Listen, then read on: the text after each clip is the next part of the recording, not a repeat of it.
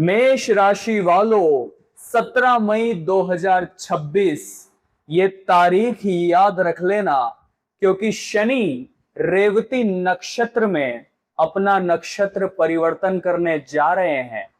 चूंकि मेष राशि के ऊपर शनि की 7.5 का पहला चरण चल रहा है, जिस वजह से शनि का यह नक्षत्र परिवर्तन आपके जीवन में शुभ और अशुभ दोनों ही परिणाम देने वाला है। 4 अद्भुत घटनाएं आपकी जिंदगी में होगी, जिसे जानकर आप भी प्रसन्नता से झूमने लगेंगे। लेकिन 3 अशुभ घटनाएं जिसके प्रति सावधान होना होगा, समय रहते तैयारी करनी होगी, तभी दुष्परिणाम से बच पाओगे। आज की वीडियो अगर आपकी आंखों के सामने आई है तो जरूर शनिदेव चाहते हैं आप अपनी जिंदगी में कुछ बदलाव करें, और उस बदलाव की जानकारी आपको इसी वीडियो में मिलने वाली है। अगर अंत तक देख लिया तो आपका काम हो जाएगा, आपके सपने साकार होंगे, शनिदेव की कृपा मिलेगी। लेकिन इस वीडियो को अगर आपने बीच में अधूरा छोड़ दिया तो आपकी किस्मत भी आपसे रूठ जाएगी। अगर आप अपनी कुंडली बनवाना चाहते हैं, अगर अपनी कुंडली का सटीक और गहराई से विश्लेषण कराना चाहते हैं, तो स्क्रीन पर दिए हुए नंबर्स पर हमें व्हाट्सएप कर सकते हैं। चैनल को सब्सक्राइब करना बिल्कुल भी मत भूलना, क्योंकि आपकी राशि की और महत्वपूर्ण वीडियोस इसी चैनल पर आने वाली है। मेष राशि वालों, शनिदेव को न्यायाधीश कहा जाता है। वे कर्म फलदाता है, कर्मों के फल को प्रदान करने वाले। उन्हें दंडाधिकारी भी कहते हैं, क्योंकि वो बुरे कर्मों का दंड भी हमें देते हैं। अब आपके जीवन में जब शनि रेवती नक्षत्र में पधारेंगे, उस समय 12th हाउस में गोचर कर रहे होंगे, और जो एक 12th हाउस है, ये कहीं ना कहीं खर्च को दर्शाता है। कहीं ना कहीं आपके जीवन में बहुत ज्यादा पैसे जो खर्च होते हैं वो इस भाव के कारण होते हैं, साथ ही साथ व्यय और तरह तरह की समस्याएं। अब वहां पर शनि गोचर कर रहे हैं तो क्या प्रभाव नजर आएगा? क्योंकि ये 12th हाउस विदेश को भी रिप्रेजेंट करता है, फॉरेन को भी रिप्रेजेंट करता है। तो बड़ी संभावना पहली यह निकल कर आ रही है कि जिन लोगों को विदेश जाने की चाहत थी, जिन लोगों का वीजा अटका हुआ था, वीजा क्लियर नहीं हो रहा था, जो लोग विदेश जाकर बसना चाहते थे या किसी मल्टीनेशनल कंपनी में काम करना चाहते थे, 17 मई के बाद शनि का रेवती नक्षत्र में जाना अब उनके लिए काफी अच्छा और काफी पॉजिटिव नजर आ रहा है। इंपोर्ट एक्सपोर्ट का काम करने वाले लोग भी खुश हो जाइए, आपके लिए भी यह गोचर सफलता की नई उम्मीद बनकर आ रहा है। क्योंकि शनि रेवती नक्षत्र में जाएंगे, और रेवती नक्षत्र सभी नक्षत्रों में एकदम अंतिम नंबर पर, सबसे लास्ट। और शनिदेव जब वहां जाएंगे तो कुल मिलाकर अपना सफाई अभियान शुरू करने वाले। आपके पिछले 7 से 8 साल पुराने संघर्ष, मेहनत, सबका फल अब एक एक करके आपको मिलेगा। अच्छे फल, अच्छे कर्म का अच्छा फल मिलेगा, और बुरे कर्मों का बुरा फल भी मिलकर रहेगा। दूसरी अद्भुत घटना जो आपकी जिंदगी में दस्तक देने वाली है, क्योंकि रेवती नक्षत्र के स्वामी है बुध, और आपके 6th हाउस के स्वामी भी है बुध। और ये जो 6th हाउस होता है वो दुश्मनों को रिप्रेजेंट करता है, हमारे एनिमीज को दर्शाता है। तो शनिदेव नक्षत्र परिवर्तन करने के बाद आपके अंदर एक ऐसी राजनीति पैदा करने वाले, ऐसी कूटनीति पैदा करने वाले, जिससे आप अपने दुश्मनों को धूल चटा पाएंगे। ध्यान से हमारी बात को सुनिएगा। रेवती नक्षत्र के स्वामी है बुध, और आपके 6th हाउस के स्वामी भी है बुध। अब यहां पर शनिदेव असर 100% डालेंगे, क्योंकि एनिमीज का घर है, कर्ज का घर है। तो सबसे बड़ी बात, आपके दुश्मनों को आप धोबी पछाड़ देने वाले हैं। जो शत्रु आपके कामों में बार बार टांग अड़ाते थे, जो अपने थे लेकिन केवल आपके लिए स्वार्थ पूर्वक जुड़े हुए थे, उन सबका पर्दाफाश शनिदेव करेंगे। चाहे कर्म स्थल हो, चाहे दुकानदारी हो, जितना भी कंपटीशन था, उन सबको आप धूल चटाने वाले 17 मई 2026 के बाद से। तीसरी अद्भुत घटना जो आपकी जिंदगी में दस्तक देने वाली है, बड़े ध्यान से हमारी बात को सुनिएगा। आपके 3rd हाउस को जहां पर आपको जो आपके पराक्रम का घर दिखाई दे रहा है, आपका थर्ड हाउस, यहाँ के स्वामी भी बुध है। यहाँ मिथुन राशि और मिथुन राशि के स्वामी बुध, यानी कि शनिदेव आपके अंदर पराक्रम भी बढ़ाने वाले हैं।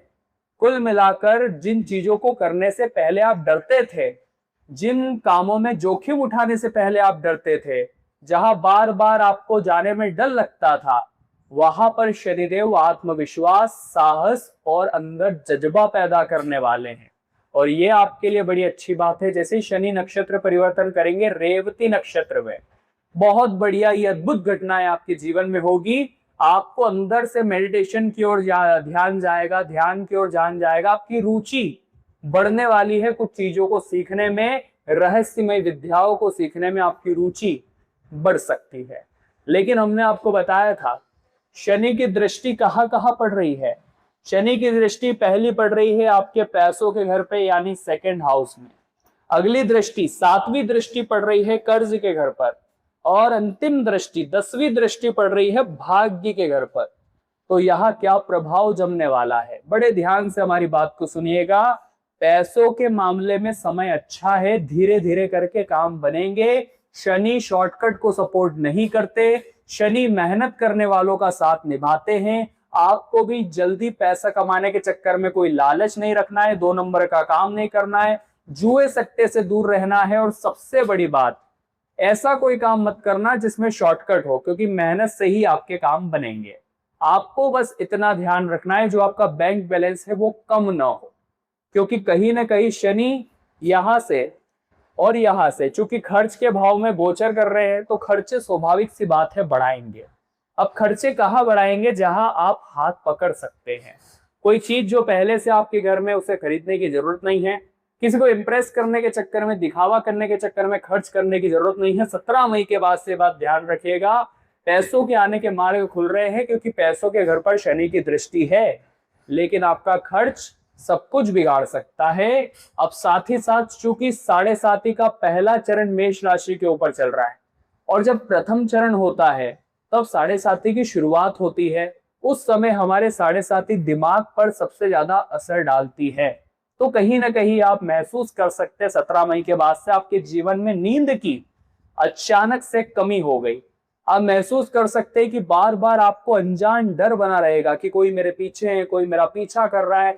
कोई चीज आपने देख ली, उसका मन में डर बैठ जाना, ये सब कुछ दिमागी प्रक्रिया है। क्योंकि 7.5 शुरू होती है दिमाग से, दूसरे चरण में वो आती है चेस्ट एरिया में, और तीसरे चरण में पैर से होती हुई निकल जाती है।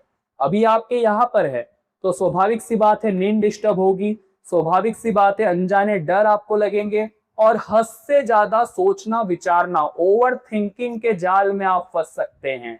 किसी ने आपको कुछ गलत बोल दिया, 3 से 4 दिन बस वही सोचते रहेंगे कि उसने मेरे को ऐसा क्यों कहा। आपने किसी के साथ कुछ गलत कर दिया तो वही सोचते रहेंगे कि मैंने उसके साथ ऐसा कैसे कर दिया, मैंने उसे ऐसा कैसे बोल दिया। सोच विचार में करूं या ना करूं, फैसला लूं या ना लूं, आप इतना पिछड़ जाएंगे कि आप तो वही रह जाएंगे, आपके साथी आपसे आगे निकल जाएंगे।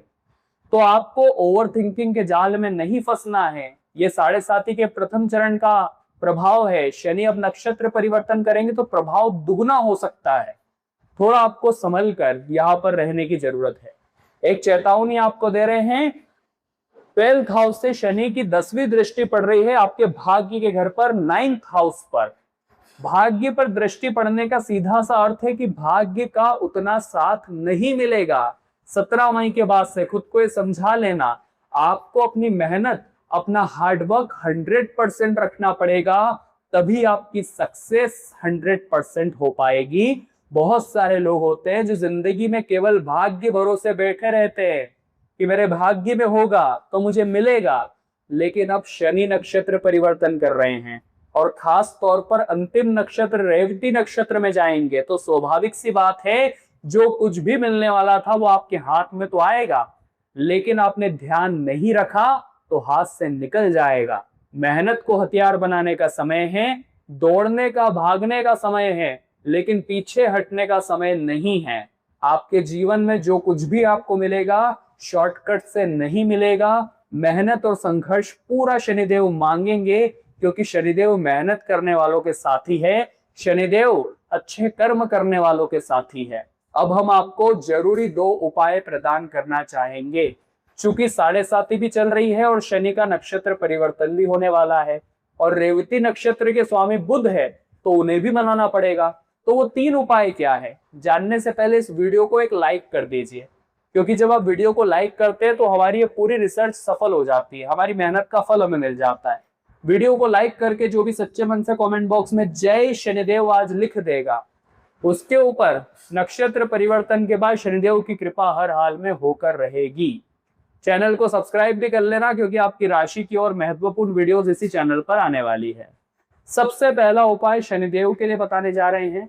क्योंकि एक बार शनिदेव जब लंका में बंधे हुए थे, जब वे रावण के अधीन हो चुके थे, रावण ने उन्हें बंधक बना रखा था, और जब हनुमान जी लंका पहुंचे थे सीता माता को ढूंढने, तो उनकी दृष्टि पड़ी थी शनिदेव पर। उस समय हनुमान जी ने शनिदेव को रावण की कैद से आजादी दिलाई थी। तब शनिदेव ने यह कहा था कि जो भी हनुमान जी के भक्त होंगे, जो भी आपकी पूजा करने वाले होंगे, उस पर मेरी 7.5 का ज्यादा प्रभाव नहीं पड़ेगा, मेरी वक्र दृष्टि उसे परेशान नहीं कर पाएगी, और वो आपका भक्त हमेशा मेरा चहेता रहेगा।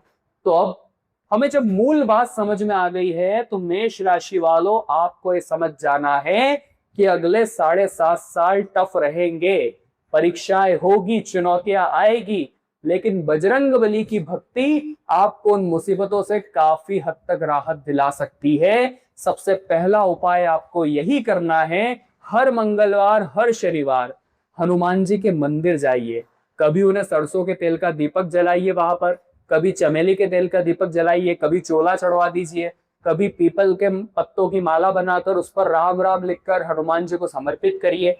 ये उपाय आपको करते रहना है। इससे ही 7.5 का दुष्प्रभाव कम होगा, इससे ही हिम्मत बनी रहेगी, इससे ही काम बनते रहेंगे, वरना आप जीवन में इतने परेशान हो जाएंगे कि थक हार कर टूट जाएंगे। दूसरा उपाय आपको बुध के लिए देना चाहते हैं, क्योंकि रेवती नक्षत्र में शनि जाएंगे और रेवती नक्षत्र के स्वामी बुध है। तो हमें क्या करना है, हर बुधवार गणेश जी की आराधना करनी है, उन्हें दुर्वा समर्पित करनी है, लड्डू का भोग लगाना है और मंत्र कहना है ओम गण गणपतिये नमः। साथ ही साथ गौ माता की सेवा बुध को अति प्रसन्न करती है। आपको गौशाला जाकर हरा चारा गौ माता को खिलाना है, गुड़ गौ माता को खिलाना है। इससे बुध इतने मेहरबान होंगे कि नींद भी अच्छे से आएगी, ओवर थिंकिंग भी चली जाएगी, और साथ ही साथ अज्ञात भय जो बना हुआ था उसका भी खात्मा होगा। और शनि का यह नक्षत्र परिवर्तन आपकी जिंदगी में इतने शुभ प्रभाव लाएगा कि आपने सपने में भी नहीं सोचा होगा। तो मेष राशि वालों, आज की वीडियो में हमने बात करी आने वाले नक्षत्र परिवर्तन के प्रभावों के बारे में। आशा करते हैं आज की वीडियो से आपने बहुत कुछ सीखा होगा। पसंद आई हो तो लाइक जरूर कर देना, कमेंट बॉक्स में अपनी समस्या लिख देना, हम उसका उपाय आपको प्रदान करेंगे। चैनल को जिन लोगों ने सब्सक्राइब नहीं किया है वे जल्दी से सब्सक्राइब करें और बेल आइकन को प्रेस करें, ताकि समय पर वीडियोस आपको मिलती रहे। सभी दर्शकों को राधे राधे।